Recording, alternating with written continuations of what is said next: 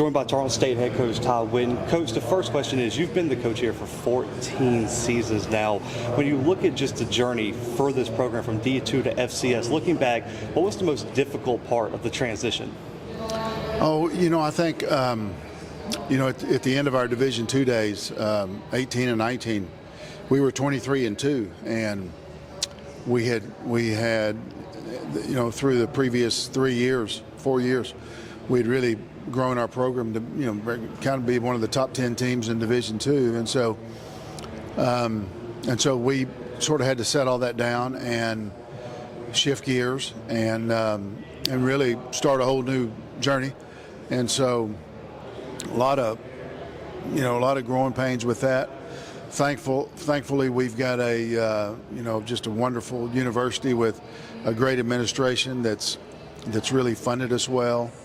And so we've made really big improvements in our facilities and really the way we fund the whole program, and so that's been a huge help. But anytime you transition and move up, there's a whole new set of rules academically, and so you just sort of we had to change it, really everything that we did, and so it's been kind of a difficult journey. I don't know the exact numbers, but I know we've done fairly well. We've been 5-3 and 2 6-5s, and so very few people have gotten through this transition without having a losing season. So that's certainly one of our goals. And so, but I've been really proud of our team and our guys.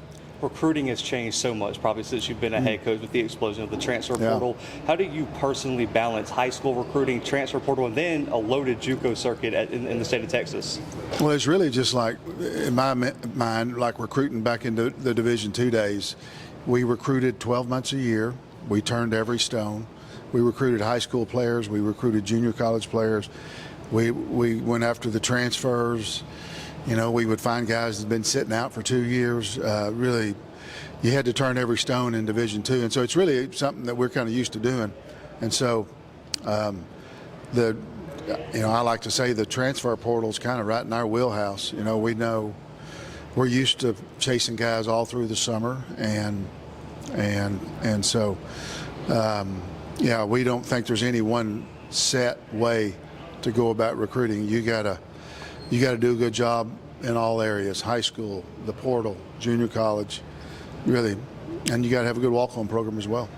I've been very vocal that I feel like if you get the transition up a division, you should be eligible for the postseason. So, for you and your team going for that conference championship, has the university had any discussions on talking to the NCAA about possibly trying to figure out a way around that at all? Yeah, I don't. Our administration is very aggressive, and so I know they'll be on top of things. But this is our 4th year into the transition thing. We're going to have our best team, I think, and who knows what this season may hold, but that would be awfully tough to probably have good enough a team.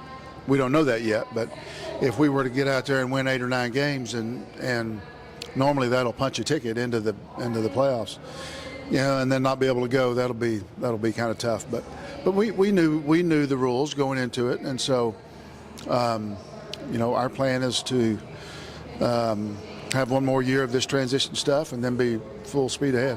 Your 2 guys here, super talented, all-conference. Darius Cooper was an All-American for our publication. I think one of the best wide receivers in the country. Yeah, no doubt. Talk a little bit about what makes each of those guys so special and why you decided to bring them today.